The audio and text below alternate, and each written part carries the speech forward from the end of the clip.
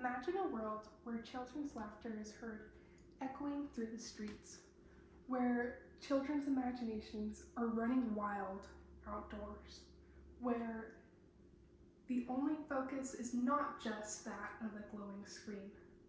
Today, I am here not to critique technology, but as a supporter of setting reasonable limits for our children so that they're able to grow and learn with the real world instead of just a screen. So today I want to talk about limiting children's screen time. So there's 5 main points I want to cover.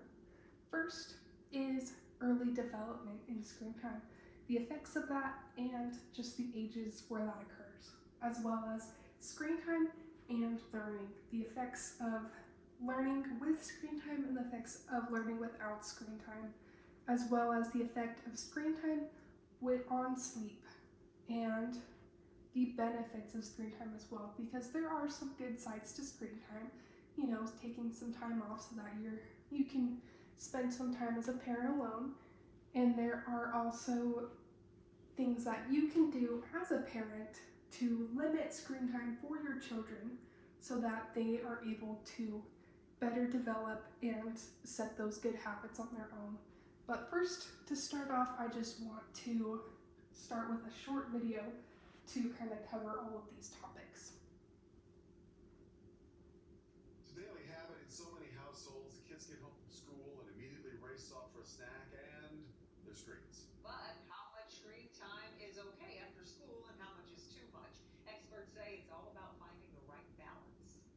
Screen time is a popular way for kids to unwind after school, but it can be hard for children to pull themselves away, so it's critical for parents to set limits and stick to them. I think the biggest thing parents need to do is set the limits from the beginning. It's much easier to set the limits and then enforce them than it is to just kind of go into it blindly and then try to stop things in the middle and interrupt things in the middle. Cleveland Clinic pediatrician Dr. Gina Robinson recommends limiting screen time to 2 hours a day or less for school-age children. After school is actually a better time for screen time than in the evening when it can interfere with sleep. So when you're spending too much time with screens, especially in the evening as we're getting into bedtime, it can make it harder for you to get to sleep and stay asleep and get that right amount of restful sleep that you need for school the next day. But after school screen time also needs to be balanced with homework and playing outdoors. Experts say the early school years are an important time to teach children about the positives and negatives of screen time and the benefits of keeping screen time in check. And Dr. Robinson says it's never too early to start a conversation about screen time limits, and it's important that parents lead by example. That means parents need to take breaks from their devices as well to model that distraction-free time. So that video just kind of covers all that I want to cover with you today, just development, learning, and sleep habits, as well as what you can do as a parent to limit screen time. But to go over screen time and development, so 90% of a child's brain develops before the age of 5. So it's important that children are outdoors and learning in the real world, interacting with adults and their parents and friends to learn things. So after the age of 5, there's about 10% brain development. So if a child instead is looking at a screen instead of spending time with others, they will have sort of a tunnel vision on life. They'll just have the depiction of just that screen. And it's important that they have more aspects to life than just that screen so that they're able to learn language and problem-solving skills. So next up, screen time and learning. So by the age of 6 months, a child is actually able to look at a screen and watch it. But what's actually happening is it's captivating, but they're not exactly learning. So by the age of 2, though, they are able to understand that content and they're able to learn. So it's important to set those limits on screen time so that your children are able to be captivated, but at the same time learn once they're at least 2 years old. Screen time also has an impact on our children's sleep, as well as everyone's sleep. So for screens, the light that they emit is called blue light, and that blue light is actually an inhibitor of melatonin. Melatonin is a hormone that helps you sleep. It helps you get to sleep, stay asleep, and just everything to do with sleep melatonin helps with. So it's important that we limit screen time before bed so that children are able to fall asleep easier and stay asleep. Also, watching TV and playing games can make us more awake. So it makes our brains more awake and our bodies more awake and we're more alert, and so it's better to limit screen time before bed, maybe read a good book with your kids before bed instead of watching a movie or playing games so that they're able to settle down and rest. And the lack of sleep is also important because it can inhibit cognitive and behavioral performance in a child. So in school, you want your kids to really just do their best, but when they have a lack of sleep, then they're unable to learn as well, and so it's best that screen time is just limited overall. There are still some benefits to screen time.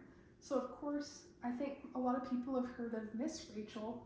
Miss Rachel is a YouTuber, and she has videos where she is talking to young kids and she helps them say some of their first words in language. So that's very helpful to a lot of parents. Screen time is also engaging and it provides restful time. So your kids are able to watch something while you're able to take a break, just in case you need one, because sometimes that's what parents all need. It also helps with your children becoming tech savvy. In our world today, technology keeps developing, so it's important that everyone stays tech savvy, and this is just a way for your kids to kind of start. So that is a great benefit of screen time. And how parents can help set those limits is by first co-watching when possible. So you're able to limit the amount of time they have, just kind of keep track of that, as well as keep track of the media that they're watching as well. There's a lot of harmful things on the internet, so it's important that we avoid those, as well as seek out the good educational things for our children. And it's best to keep your bedtime, your mealtime, and your family time screen free so that your kids are able to engage with you and just make memorable connections with you. And it's also good to limit your own screen use as a parent so that you're able to set a good example to your kids. If you're always playing on your phone or you're always using your phone for texting or sending emails, whatever you need to do, it's a bad example for your kids. So it's best to just set a short limit every day so that you're able to interact with your own children and so that they can see that you're setting a good example for them. Next is emphasize sleep, healthy nutrition, and exercise. Those are things that we all need to do in everyday life.